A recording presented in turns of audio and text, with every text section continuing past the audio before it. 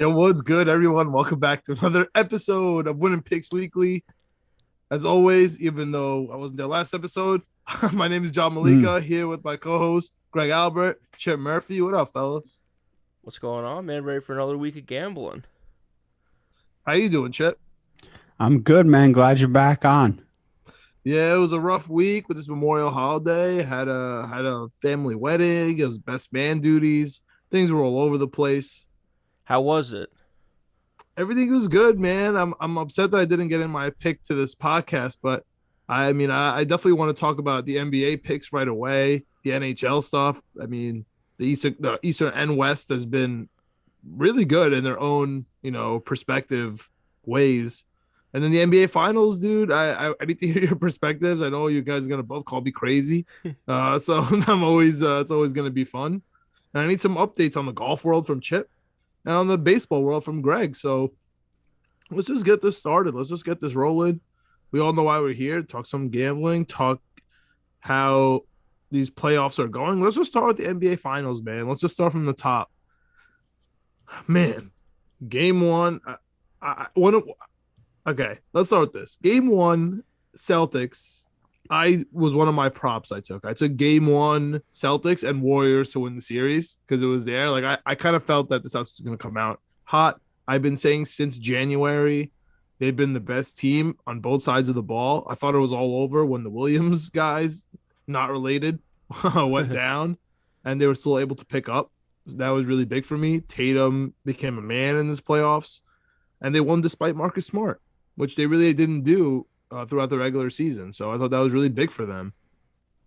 On the other hand, we have the Warriors who catch fire when they need to. Klay Thompson, game six Klay, we're waiting for it. Draymond Green, maybe the most impactful 2-point player of all time with his little shenanigans.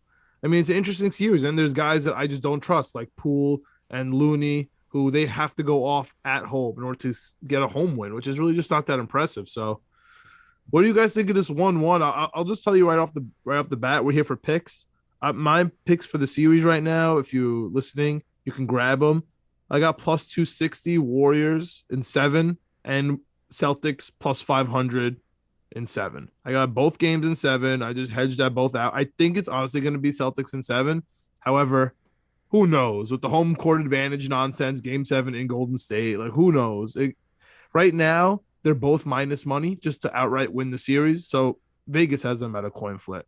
So I'll start off with you, Greg. What do you think of the series so far? Do you have anything rolling from now on? Yeah, I mean, last episode I kind of gave out my series bets, and that was really for it to go long. I had the Warriors, I think maybe to win in 5, 6, or 7, and the Celtics to win in 7. So I'm with you. I'm hoping that it goes long. Um, I was saying to Chip, like I kind of need goal. I need Boston to show me something before I believe in Boston. They showed me something game one. I talked about it too. I said if it's close at halftime, I'm betting the Warriors in the third quarter, and they're the third quarter gods. I mean, both games now they've won the third quarter. It's tough because everyone knows it's gonna happen. So I think game one it was like minus 200, and then game two I think it was even more. It might have been like minus 220 or something like that. So I've been betting $100 to 150. I don't really like those bets, but it's free money at this point, so gives me a little ammo for MLB the next day. Um, Other than that, I've been pretty impressed with Boston. I was impressed with Golden State too, just the way that they kind of responded. They needed to respond. I felt. I I mean, mean, I dude, Steph Curry had a record breaking first quarter and they lost in game one. I mean, the series was looking kind of on the rocks if they didn't come out and kill game two. Even if they won close, it would have been like, oh, I don't know about all this, man. I know I'm with you, and I think they came out. I think they're gonna get it going here. I think they just came out slow, man. I think it's like the whole rest versus rust thing. It's like Boston's just been rolling through these series. They've been longer series, but the younger guys, they were ready to fight game one, and it looked like Golden State really wasn't. So happy they responded. Klay Thompson hasn't got it going yet, but I think he will at some point. Draymond's doing Draymond things. I absolutely hate the guy. So just to see him doing this again, now there's a whole new fan base that hates him. I love it. Because And I he's got just, Colin Coward on his side, dude, who Who because he has a cares? podcast on him, and I know how Colin Coward would feel about our boy Chip Murphy over here with a backwards hat on right now. God. Yeah, Chip, what are you seeing in this NBA Finals so far? No, I'm still on the same pick from last week when I took Celtics 4-3, and it was plus 650 last week. Now it's plus 500. I'm still sticking with that. And yeah, I was really impressed with what the Celtics did in game one. Their defense hasn't faltered at all. I think to what you guys were saying, I think these teams are just a lot even more evenly matched than we thought they were. Like the Celtics weren't at all intimidated by playing the Warriors on the road. And they came out and just they didn't care that they were playing the champs. And Steph Curry came out and was awesome in that first half, and everybody was like, oh well, here we go, it's the Warriors finals. And I hate that more than anything in the world. That's what's driving me nuts. Like, do you think they can even win on the road? Like, Poole's not going to hit a half quarter in TD Garden. I promise you. Yeah. I think that they'll split 2 in Boston too. So you do think they'll get one? Yeah, I do. Okay. That would be huge. That would change. That would make me confident about the sevens. Because in my head, Chip, and I want you to walk me off the cliff here. Is it possible that the Celtics just win in 6? Like, win at home in 6, and they just, that's it. They all have to do is win at home now. Like, I don't know, Looney, Klay Thompson, not game 6, Poole. Like, do they have enough on the road to beat, let's call the most efficient team on both sides of the ball, for the last 6 months? Well, Steph's going to have to be amazing. But he was amazing, Chip. I know. That's what's driving me nuts. He was on, like, the first quarter. He was amazing for a quarter. He needs to be amazing for a full game. He broke records. I mean, it's never been seen before in history, and they got killed. Killed at home. But after that first quarter, they played really good defense on him. Yeah. And then in game 2, he was just Steph. And Al Horford was lights out. All right, so you guys are still feeling this Celtics 6-7. To your point about, sorry not to cut you off, but to your point about role players and stuff like that, like, is Poole going to do it on the road? Al Horford did it on the road. He did it in the one of the hardest environments, his first NBA Finals game, which maybe he got a little boost from that. But if your role players step up on the road, you got a real shot at this. And to Chip's point, I said last week, I think I need Boston to show me something. Steph Curry came out and they threw their best punch. Here's Steph Curry, the best shooter of all time, coming out and just raining threes. And what are you going to do? Are you going to fold? Teams fold in that situation, especially with that pressure, especially with the lack of experience of them from the Boston Celtics. And they kept battling all the way through. So gave them a ton of credit for that. I think it's going to be a lot closer. I'm very happy with all of our bets in that game 7 option, because I think it's going to go there. Not just with the NBA and ratings, but also with just how evenly these teams are. John, you talk about how the Boston Celtics, best defensive team since January. Golden State's right there with them, either tied on some metrics or number 2 on most metrics. So these are 2 evenly matched teams. And to your point about closing out Game 6 at home, Game 6 Klay's lurking. Klay Thompson's going to get it going at some point. But he's on the road. Look for Klay in Boston. I think that's a possible Klay open up game. I think he could have a big game in Boston. He does not care. It could be Boston. It could be on Mars. He doesn't care, man. Yeah. When he gets it going, he gets it going. Like I said, I think Golden State just a little rusty, a little rested, and they need that pressure on them to really show up, because otherwise they just have kind of off quarters. And Chip, you talked about it last week too, about Boston just giving the ball away, sometimes playing sloppy. They did that game too. If they clean it up for game 3 and 4, to your point, John, I don't know if Golden State can get one on the road. I think there's a shot, but I think Boston has to give them the opportunity. If they don't give them the opportunity and don't turn it over, it's going to be tough. It's going to be low scoring, and it's going to be a fucking rock fight, and Draymond Green's here for that, apparently. Yeah, he's gonna get booed like crazy in Boston I can't too, and he's gonna react well to that. I think too. He's gonna be very pumped up on that, which is why I was looking at some of his props too. Is even like I think he's gonna take an uncharacteristic amount of shots. Would be really funny if he did that. No, he's too scared. He will never shoot. Yeah, he'll just keep passing. He doesn't want that pressure. Scared's the wrong word. No, Scared. I think it's the right word. He's the guy that barks a lot and then takes 2 shots. You know what I mean? Like, yeah, you can talk a lot of smack, but Steph Curry's doing everything, and you just have to kick people. But like it's not. But Clay's point total on DraftKings anyway is 19.5. That's plus 100. Like that's one I would look at for Clay. Clay could smash that in a quarter, like, and going into Boston where they're all going to be getting booed and he could be pumped up. That's a good one to stare down because the spread has these entire playoffs. The spread has been so hard to bet with both of these teams. Yeah, I've just been betting money lines because I just kind of feel like I always know where these games are going. Like game 3 is Boston for me. That's easy. And then we'll see about game 4, kind of figure that out. Yeah, to your point, John, I've been trying to do it where game 3, I'm going to take the Warriors plus 140 going into it. Hopefully they get on a little bit of a run at some point. Boston Celtics plus money. And I just bet it both ways. I can't lose. I make a little money, but I don't win a ton of money. But either way, it's a guaranteed winner.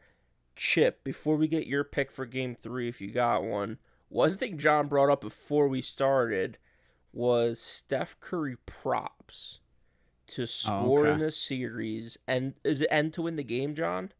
Yeah, so I have a couple of Steph Curry long series ones. He has to hit 3 points in every 3 threes in every game. That's what I have going on so far. Right now I'm 2 for 2.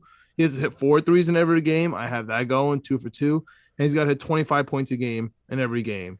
Right, I'm 2 for 2 on that. Yeah, last game was kind of scary. Yeah. So, but I was looking today and I was talking to Greg about it.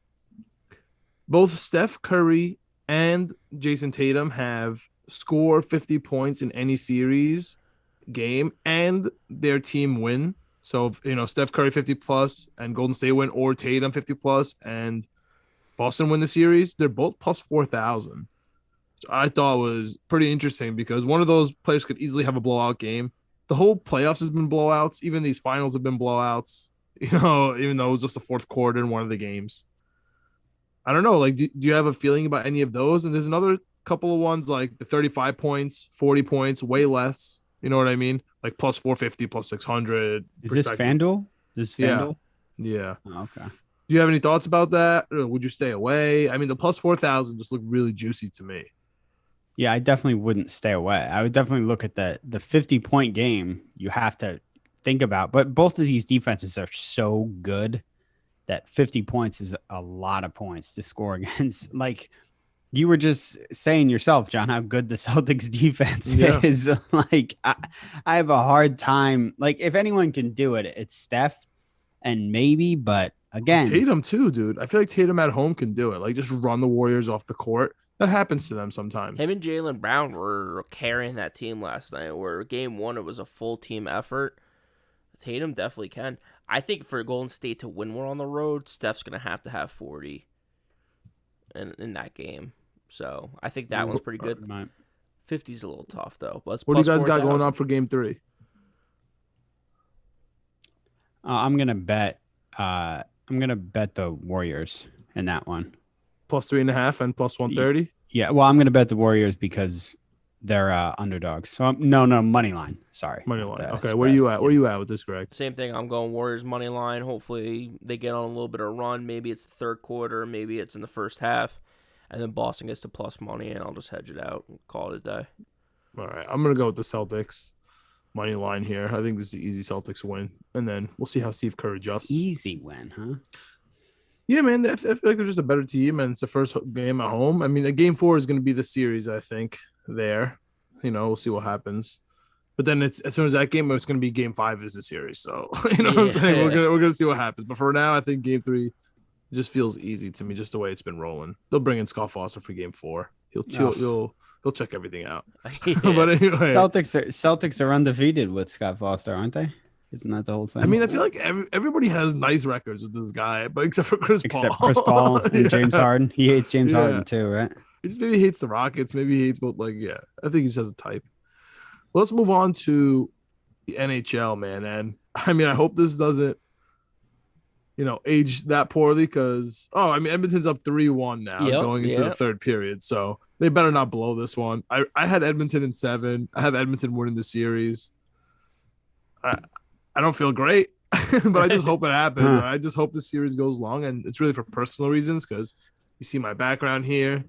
We're all over this New York Rangers team, their run, and we hope that the other series goes long because ours is going long, right? I mean, I'm hoping ours ends in 5. It's still a possibility.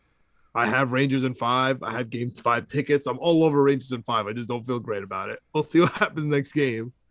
But Chip, I know this isn't your sport, so start off here with Greg. Unless you and I would love to hear your thoughts. You said you were going to get into it, so I'm curious if you actually did. But Greg, start me off on the Edmonton. You have anything to add there? Do you have any props going?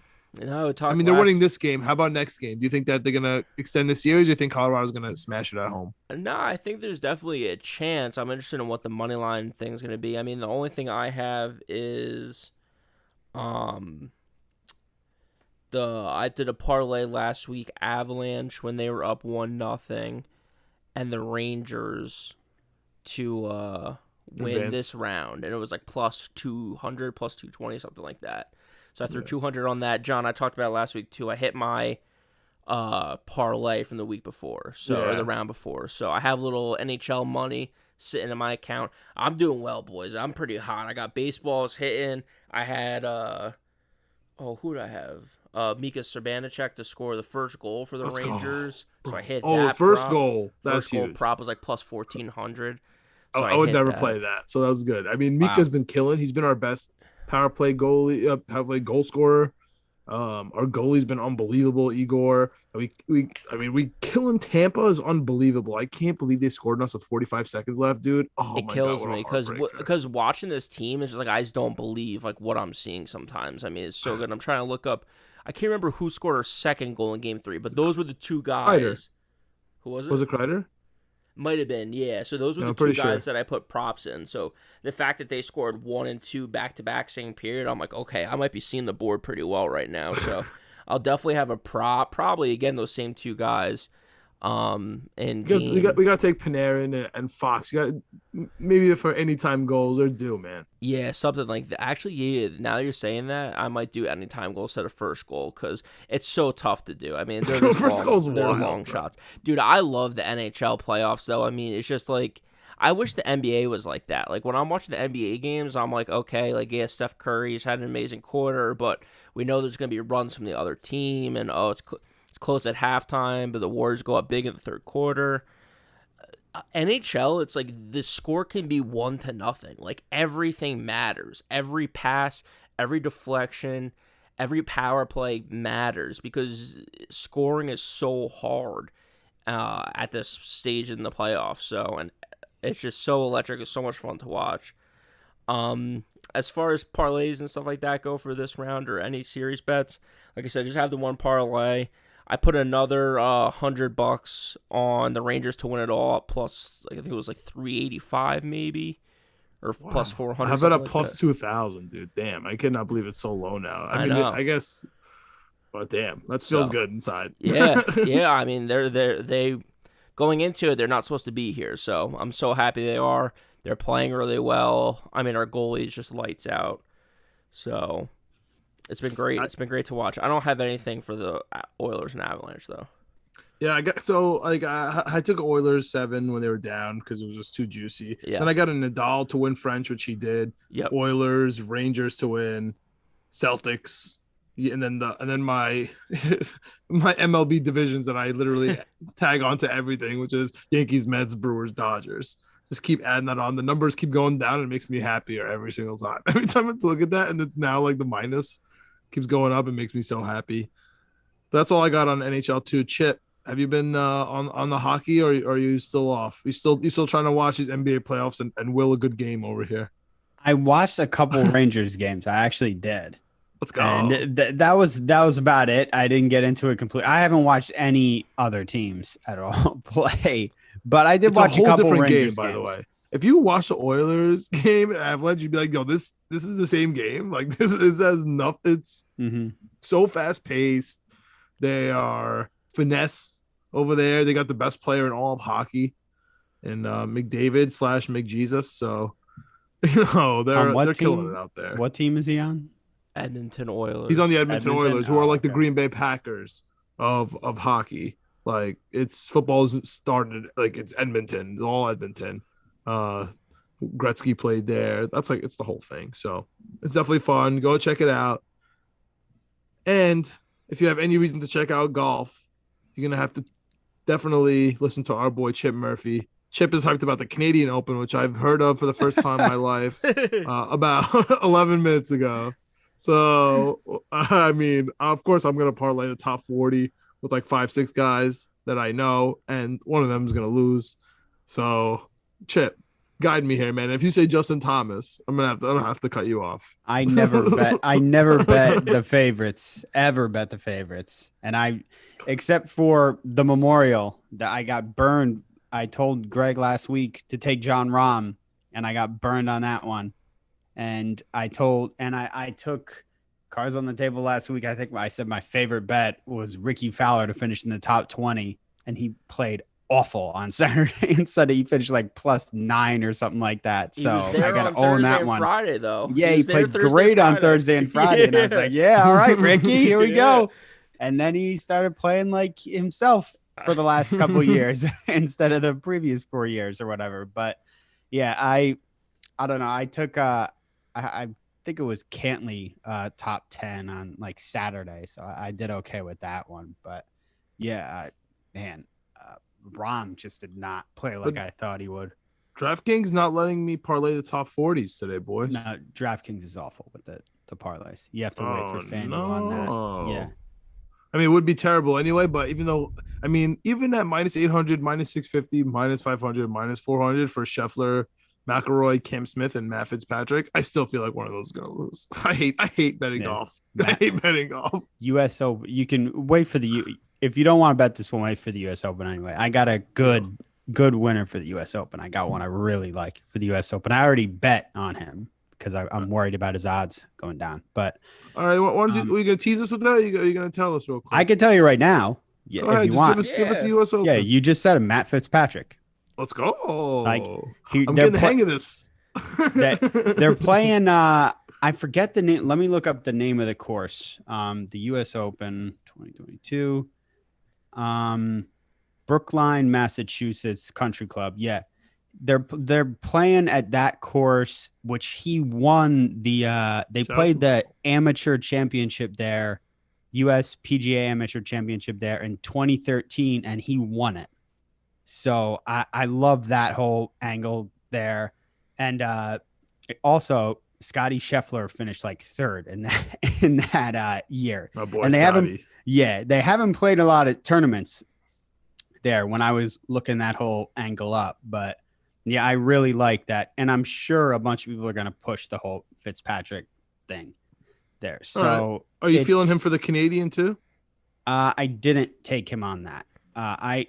As of now, I have 2 winners. And you mentioned him earlier, John, right when you said him, I was like, okay, I hope John takes him too. Cam Smith. Let's go. I love Cam. I really love Cam Smith. I love Cam. After the Masters, this is all based on the Masters and up. Like I know I'm a complete newbie. I'm telling you. I love Cam Smith. This is a short course, so it's not based on like guys killing the ball at the tee. And Cam has, if you look at like the metrics and all that, Cam has had like one of the best, if not the best, short games on the tour this year, and the best mustache, and that's analytics. Absolutely. This is a good one for Cam. And I think it is still. And if you take it on DraftKings, it's +1,000, and you get another 300, +300. Yeah. Mm-hmm. +1,300 Cam Smith. And the more long shot, but I'm not sure how much of a long shot he actually is Tony Finau, who I always really liked and who has started to play better recently. I think he finished 4th in the Charles Schwab, I want to say. 4th in the Charles Schwab, which was May 29th. That was the last tournament he played. He didn't play in the Memorial. So he's coming off a good finish. And again, he's got a really good short game. He's a good putter. I think he's coming off a hot tournament at +3,000. Yeah, +3,000 on DraftKings. I think he's a good, technically long shot bet. Again, we're recording this on Monday, so the odds for golf always are constantly fluctuating. So take that with a grain of salt. And like we always say, shop the lines, go to Barstool, to FanDuel, BetMGM if you want, Caesar Sportsbook if you use that one. All Which right, New Jersey. I've never used that one. It's such a pain in the ass. You have to like use it. You have to send them a bank statement to try and use that one or something ridiculous. I'm like, okay, I'm not going through Barstool. That. I wish we could use Barstool. Oh my God, it's awesome. They do. I just want some jackets and some shirts. John, they do such a good job with the parlays. They really do. And Chip and I were talking about like finals MVP and stuff like that. Like we don't get those bets in New York. It's crazy. Oh, really? I feel I can't believe you guys don't get to bet on the Heisman. That sucks. Yeah, we don't get to bet on any of that crap. Yeah. It's like but we can bet on Rutgers. Yeah. So stupid. I bet on Rutgers when I drove. I went to Connecticut for like a weekend and I bet Rutgers football, and then I came home and I couldn't. How does that make sense? I don't know. That's funny. That's funny. But don't worry, man, because my Duke NBA championship and my Alabama championship for football bets that I have in already, in parentheses say, not if a New York team wins. Like if a New York team wins, so don't worry, like we're good. I got Syracuse and St. John's, all of them. Did you really did you just put in a Duke future to win the national championship? Yeah, I got Duke and Alabama. Like I'm actually pretty sure both of those are gonna happen. Like there's really nothing that's gonna convince me not until like the Sweet 16. That's funny because I just put in a Duke. I bet the Yankees again to win the World Series, and I put in Duke with it, and the Bills, and I didn't want. I just put. I wanted to put a football team in there, and I'm like, the NFL is not my thing, and everyone's betting the Bills. I know, I would put divisions next time you do something crazy like that instead. They're more fun. But I also put SC to win the national championship because they're plus 2,500, and I really like SC this year. Yeah, and it's the second time I've bet them to win the national championship. I like SC. Yeah, I like SC. I wouldn't do all that, but I like SC. And guess what, Chip? Yeah. When we start doing college football, I'm going to be talking a lot about SC. You can start throwing into those. You can start throwing in some World Cup into those too. I can't believe they intersect. Or I'm going to be taking some college basketball, college football, and Senegal. God. It's gonna be so fun. I'm so glad I forgot to put up my France bet today that I did my first soccer bet, probably since maybe Take Belgium. They have the best goalie in the league. I gotta talk to my brothers. Know everything about soccer. They're the ones who I always talk to about soccer. Well, speaking of the Yankees, we got our daily MLB guy here, Greg. Day by day, guys going through the schedule, guys finding the schedule woes, yelling at me because I'm trying to short the Mets, and he's calling me out, which is cool. Dude, you're trying to bet them to get swept in a 4-game series. Listen, Frank said it, man. Frank the Tank. Oh, yeah, the authority on the Mets. and you were out here telling me about how the Dodgers schedule, this was a perfect fit for them to kill the Mets right now. Mets were low. Dodgers were looking for some wins. I don't know, man, but they keep showing out. Tell us about your Major League Baseball daily bets, man. We've heard about our division bets over and over, but what's the news on the daily? Yeah, I mean, for that, I was just talking about the game one, just because it should be against the law for us to have to travel, play the next day, East Coast to West Coast, and play the Dodgers. Like, it was just crazy. So game one, I was nervous, rightfully so, but like I said, once we got caught up on our sleep, the jet lag went away, we won the last 2 games of the series, we're going to absolutely kill the San Diego Padres. So that's one of my bets from, I think 2 weeks ago I gave it out.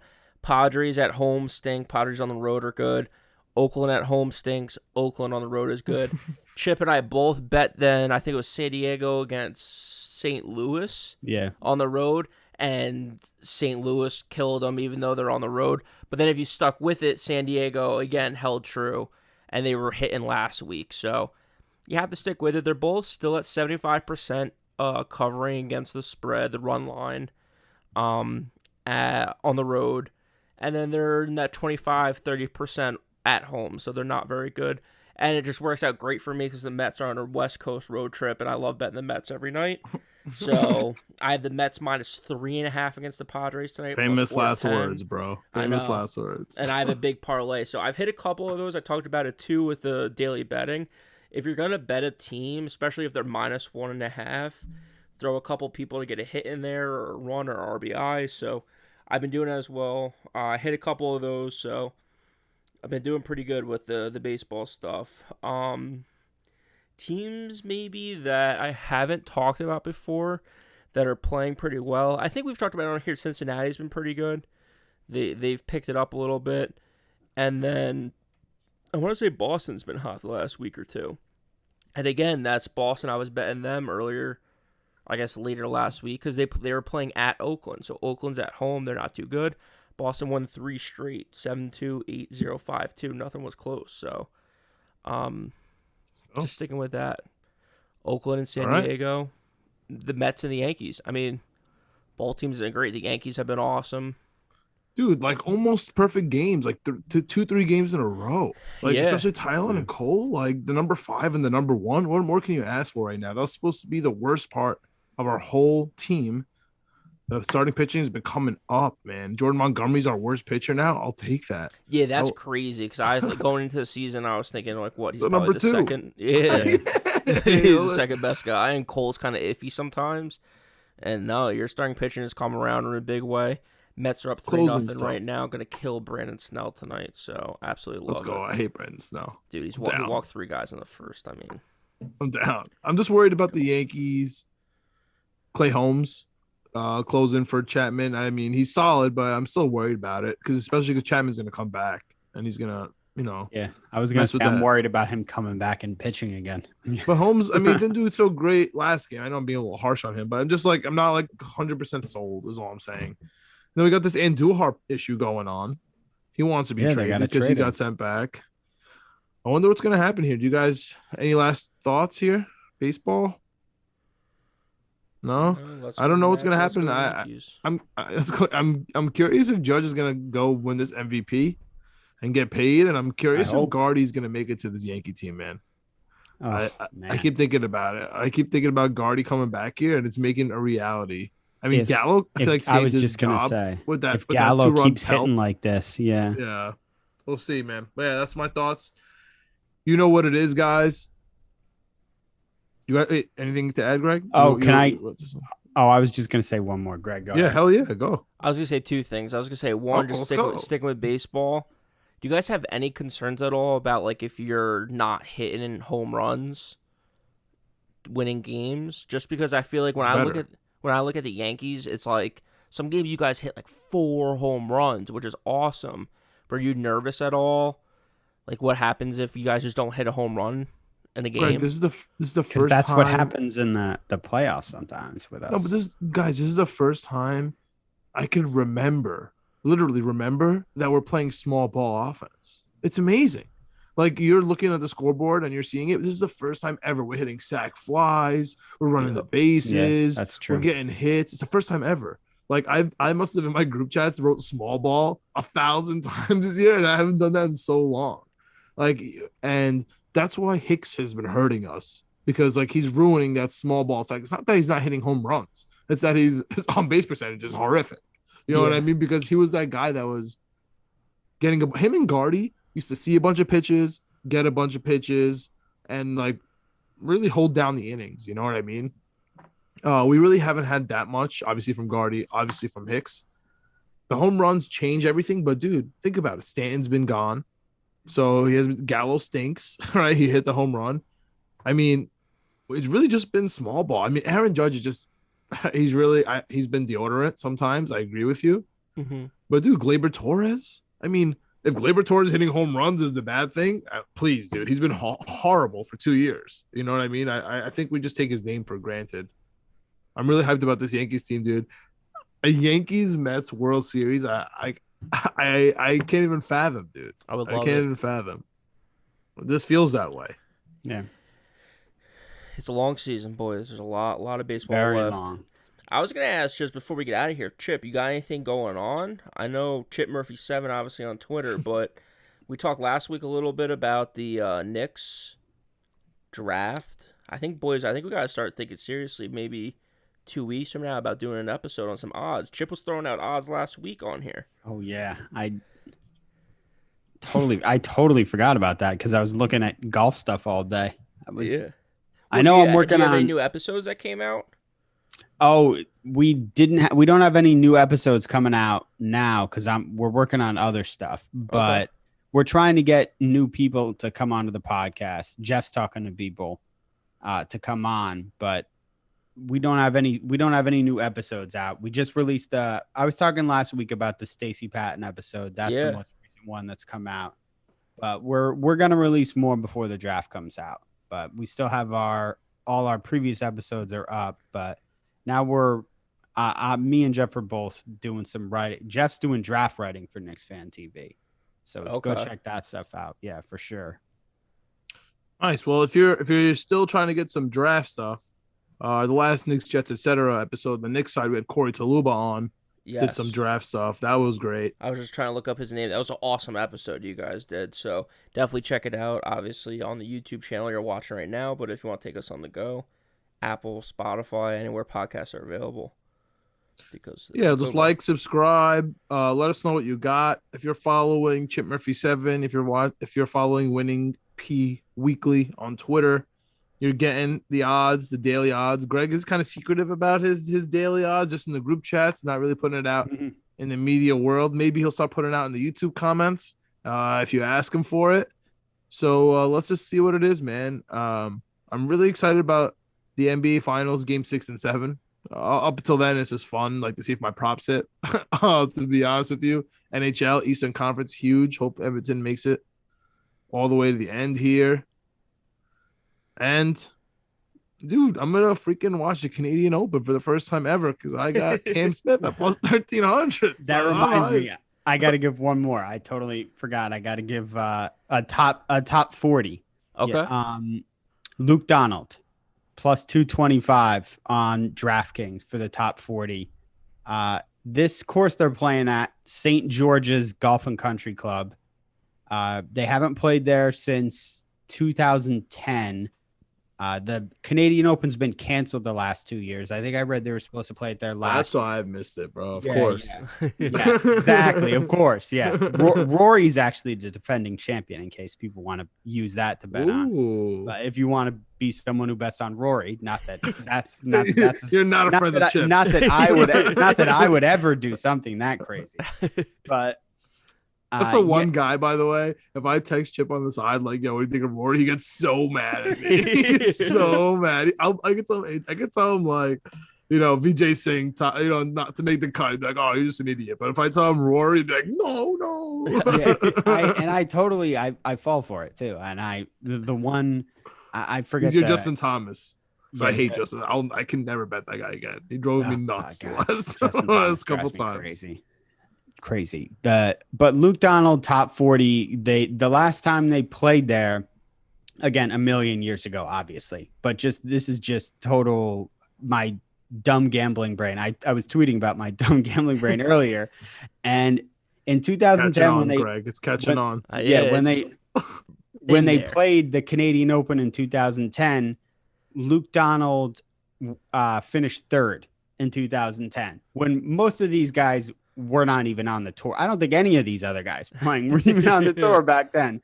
But I think it's just, I don't know. It's interesting to me. Obviously, don't put a lot of money on Luke Donald top 40, but it's plus 225, and he's got a good short game. Again, it's a short course. He's got a good short game. He didn't play great at the Memorial. He missed a cut, but I don't know. He's had a couple top 40 finishes this year, and it's enough for me.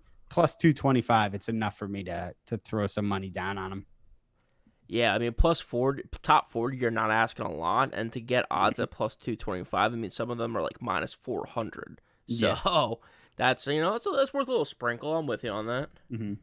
Let's look at Max Homa's been. I've been on that. We've been on that train for a while too. So a little sprinkle. I'm hyped about the Open. Chip, I want to let you know something, man. I'm hyped about the Open for the first time in my whole life. So, Good job. Anything else to add? No, find us on YouTube, Knicks, Jets, etc. YouTube channel.